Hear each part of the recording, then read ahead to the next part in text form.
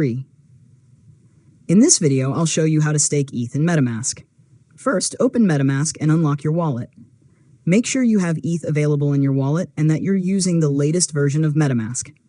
Next, open the Earn section in MetaMask. Depending on your account and location, you may see available ETH staking options provided through supported staking providers. After that, review the available staking options. Check the estimated rewards, fees, minimum requirements, and any other terms before choosing an option. Remember that staking involves risks, and rewards aren't guaranteed. Now, enter the amount of ETH you want to stake. Keep enough ETH in your wallet to cover any required network fees.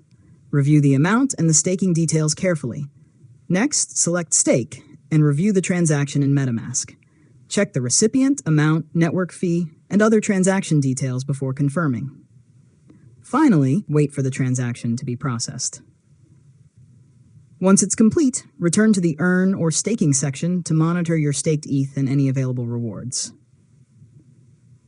And that's it.